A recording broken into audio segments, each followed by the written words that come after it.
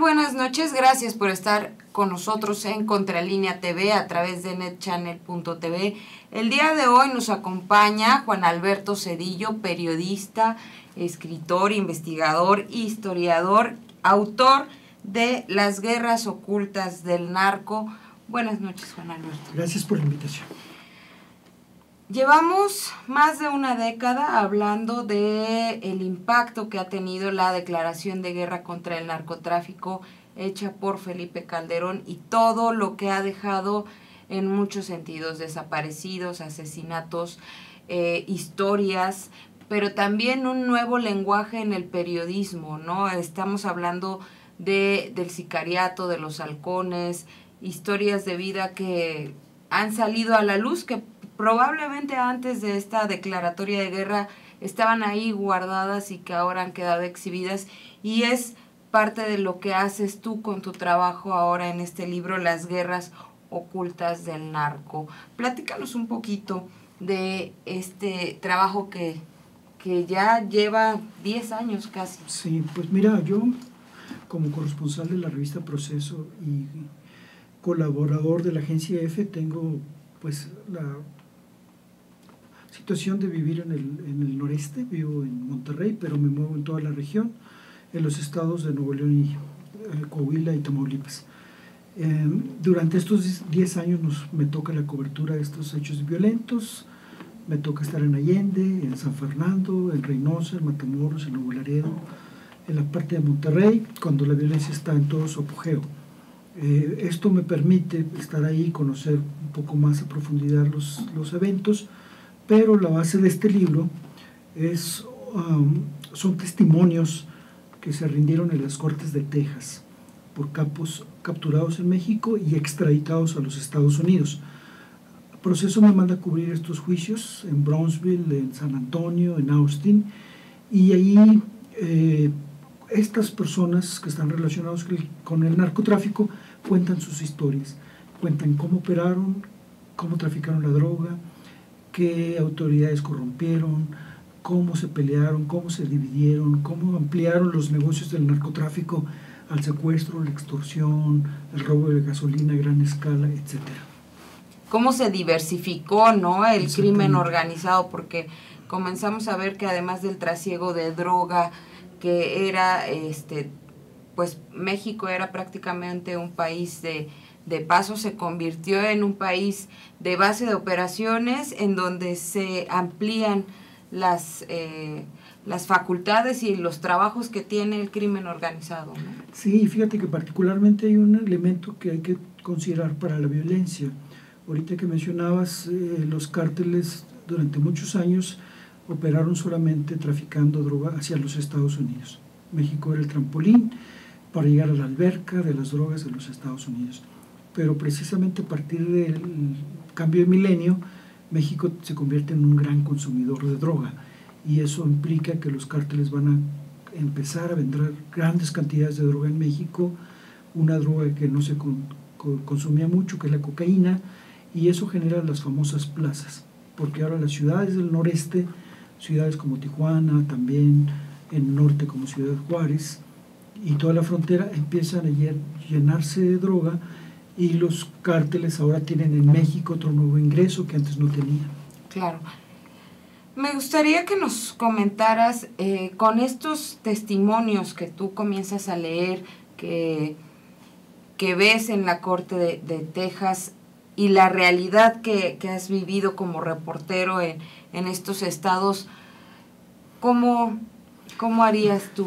Pues mira, básicamente estos testimonios narran sus andanzas precisamente en varios estados, y narran, por ejemplo, cómo traficaban la droga por Piedras Negras. Los Zetas estaban traficando 40 toneladas de cocaína por año. Entonces era una situación donde les rendía ingresos por $350 millones por año, y lo están contando. Y nosotros sabemos que Piedras Negras y Laredo eran las principales zonas por donde se cruzaba la droga. Y cubrirlos y luego escucharlos me da la posibilidad de tener una narrativa a partir de sus propios testimonios sobre este asunto del narcotráfico, de cómo operaron. Claro, pero también comienzas con historias muy particulares. Platícanos un poquito de esto. Pues mira, comienzo básicamente con el caso de los migrantes de San Fernando. Le sigo la pista al único sobreviviente que se conoció, hubo dos más, el ecuatoriano, que recibe un balazo que le entra por la boca y no lo mata. Lo sigo desde Ecuador, cómo se viene a México, va cruzando por diversas regiones y cómo llegan a San Fernando, la masacre de San Fernando, cómo operó a partir de esos testimonios de las víctimas y de capos que se formaron en Estados Unidos, que después llegan a México como delincuentes y que son los que operan la masacre de San Fernando. Entonces es una narrativa de los hechos contados desde la provincia, desde las víctimas y también desde estos testimonios que van dando luz de por qué sucedieron esos hechos. Juan Alberto, platícanos qué fue la parte más impactante para ti como reportero. Has visto muchas situaciones, has atravesado también situaciones muy difíciles, pero ¿qué fue lo que tú dijiste, no, esto ya está rebasando toda realidad? La masacre de Allende es el evento más cruento que ha ocurrido en México. El 18 de marzo del 2011, los Zetas se llevan más de 300 personas, se calcula que puedan ser 350, y lo más curioso de esto es que además que se llevan estas personas, destruyen con maquinaria pesada en día, en Allende, 40 casas, queman 7 ranchos, y en Piedras Negras, que ya no es un pueblito como Allende, destruyen 27 departamentos y residencias. Eso sucedió a plena luz del día en Piedras Negras, en Allende también, y desaparecer 350 personas, pues no es cualquier cosa, pero lo más significativo de esto es que esa masacre estuvo escondida 1 año y medio. Entonces lo que tenemos que tratar de entender es cómo fue posible que se llevaran a 300 personas de familias y de alto nivel, incluso algunas de ellas, que destruyan casas, que quemen, que haya llamadas a los bomberos, que haya denuncias, todo, y esa masacre, que es la peor que ocurrió en México, en Coahuila y a nivel nacional, estuvo escondida 1 año y medio. ¿Y qué ha trascendido a partir de eso? Pero fíjate, lo más importante es que solamente pudo ocurrir con la complicidad de las autoridades, que los Zetas tenían comprado a gran parte de las autoridades de Coahuila. Y lo que ha trascendido es poco en el sentido de los relatos de las víctimas, de la gran dimensión que es esta tragedia, ¿no? Hablando justamente de la complicidad de las autoridades, también vemos cómo revelas a través de estas historias toda la impunidad y todo a lo que se han prestado las autoridades mexicanas, tanto del ejército como de la marina, como de las procuradurías mismas. ¿Qué nos puedes comentar al respecto? Pues mira, si nos sorprende este asunto que tenemos en el país, este asunto de violencia, los Ayotzinapa, los San Fernando, Allende, que regiones como Guerrero estén en la violencia, que Tamaulipas sea un estado fallido, que Tijuana tenga récord de ejecuciones en esta temporada, o lo que vivió Ciudad Juárez, todo esto que conforma el México la última década, hubiese sido imposible que lo pudiéramos concebir hace 10 años. Si a ti hace 10 años te hubieran dicho México va a estar incendiado a partir del 2000 tantos, no lo hubiéramos creído, ¿no? Y cuando pasa un futuro, cuando esta situación, se puede decir, se controló, en un futuro en 20 años, por decir algo, este periodo se va a ver como el más violento después de la Revolución Mexicana. ¿Cómo llegamos a esto? ¿Qué permitió que llegáramos a esta situación? Sin duda que son una infinidad de factores, pero había unos factores más importantes que otros. Y ese factor que es más relevante es precisamente la corrupción, protección y complicidad de las autoridades para que estos crímenes se pudieran cometer. Es decir, ese es uno de los factores fundamentales para que el México que tenemos actualmente tan terrible pueda haber sucedido. Pero no solo es la complicidad, ¿no, Juan Alberto? También es la participación misma, ¿no? Sí, hay autoridades que se convirtieron en aliados del narcotráfico. Yarrington es uno de ellos, Thomas Yarrington. Vamos a hacer un corte y regresamos para seguir hablando de las guerras ocultas del narco con el periodista Juan Alberto Cedillo.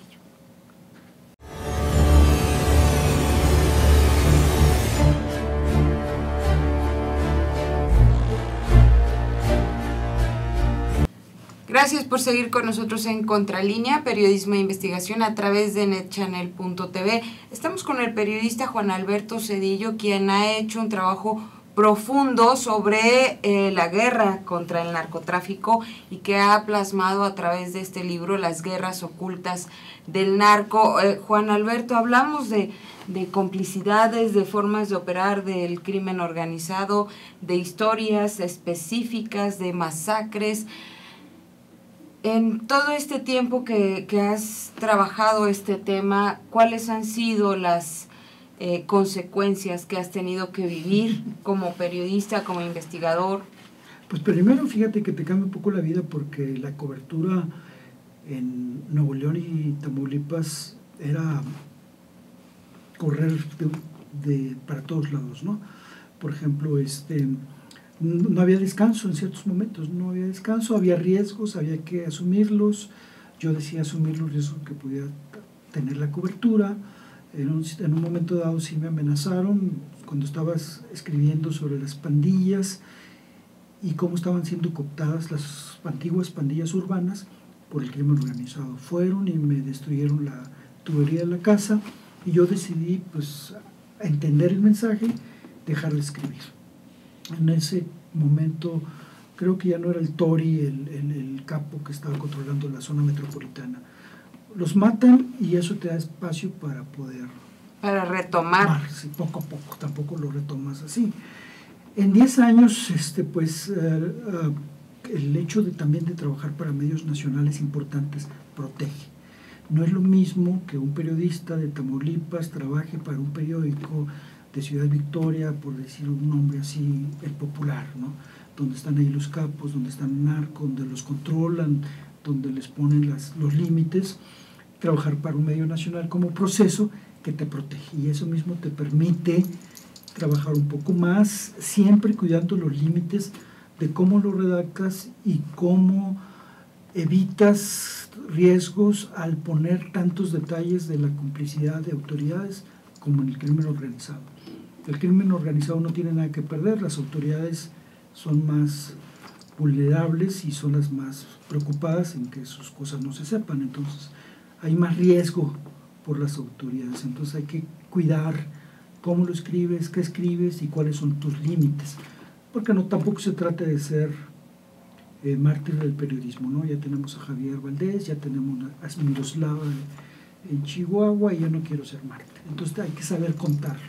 ¿Por qué se puede contar esto? Porque es público, porque salen las Cortes de Texas, son documentos públicos, son historias que más o menos se podían conocer, pero yo las cuento con otro tipo de investigación y además con mi experiencia de 10 años.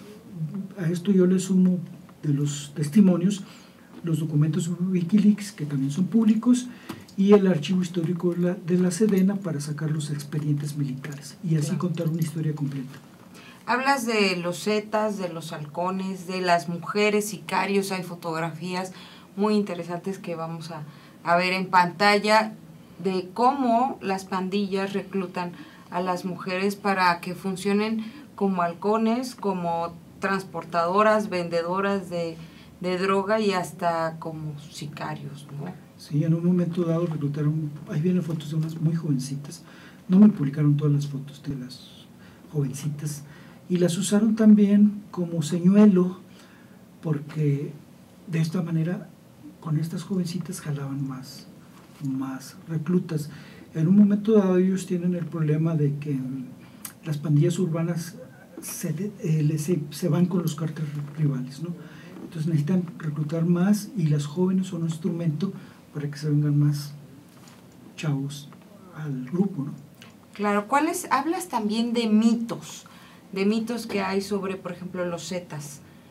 Por ejemplo, uno de los grandes mitos es su nombre. ¿Por qué se llaman Zetas? Los Zetas llegan como policías judiciales a Reynosa, pero son miembros del ejército mexicano.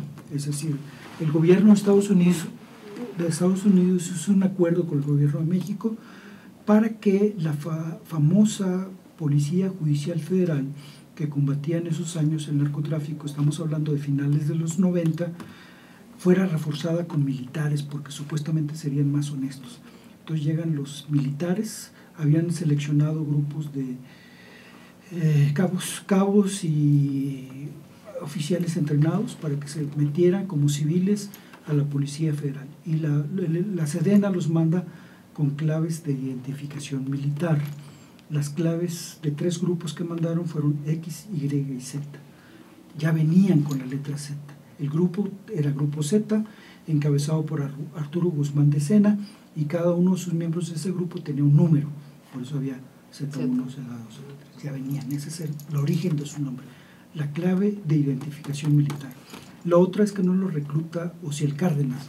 Ellos llegan en el 97, a principios del 97, y los archivos de la Sedena demuestran que empiezan a desertar, primero decenas, a finales de septiembre de ese año.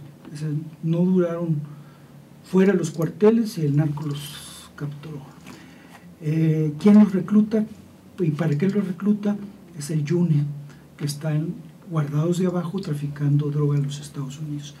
¿Por qué los reclutan? Porque el Yune tenía un abogado que era muy conocedor del tema y le había dicho, mira, en esa época, si te capturan por narcotráfico, vas a pasar 5 años en la cárcel.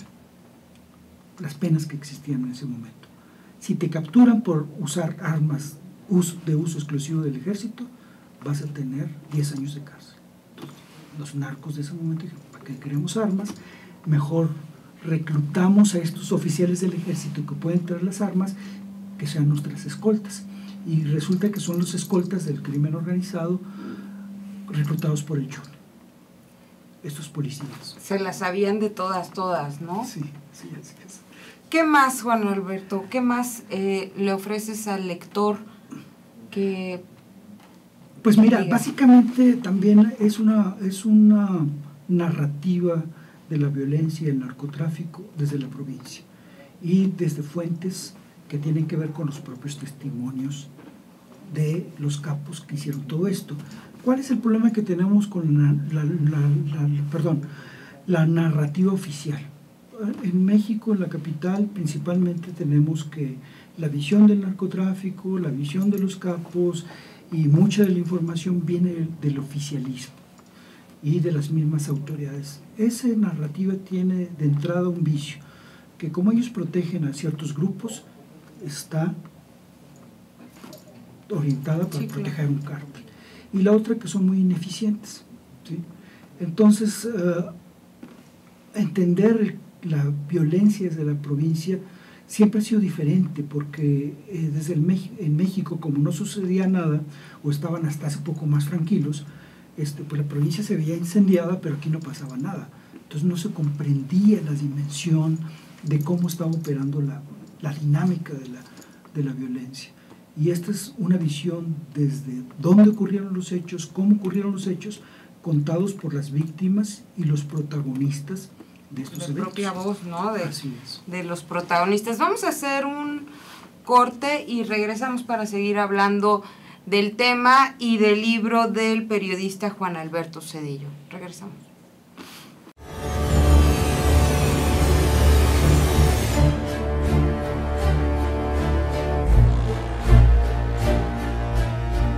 Gracias por seguir con nosotros. Agradecemos sus comentarios a info@contralinea.com.mx.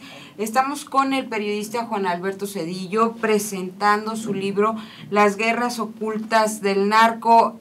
Juan Alberto, ya para cerrar sobre este tema, además de lo que ya nos platicaste, de la manera en que hiciste el libro, de todo lo que has tenido que pasar y a todo lo que te has tenido que enfrentar, no solamente en la elaboración del libro, sino en tu trabajo reporteril, ¿qué sigue?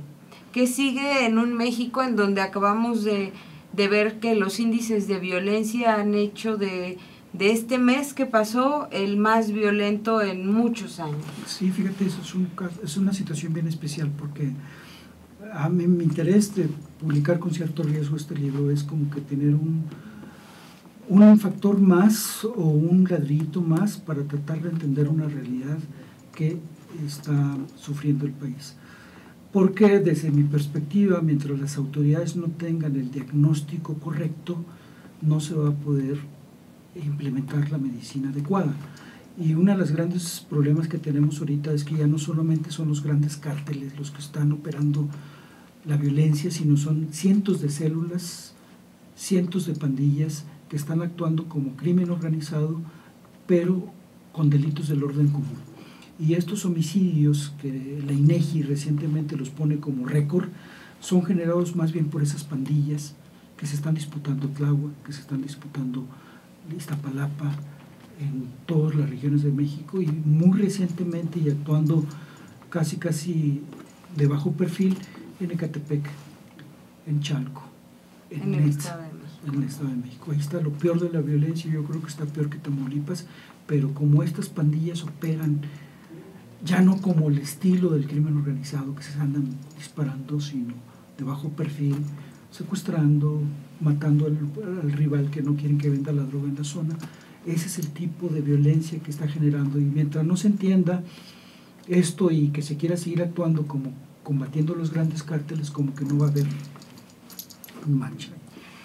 Hace algunos días estábamos escuchando a la futura secretaria de Gobernación, Olga Sánchez Cordero, que anunciaba que iba a pedir la legalización o iba a proponer ante organismos internacionales la legalización de las drogas. ¿Tú crees que este es una medida acertada? Podría ayudar, sí, sin duda que legalizar la marihuana de cierto tipo nivel podría ayudar, pero desgraciadamente no es suficiente.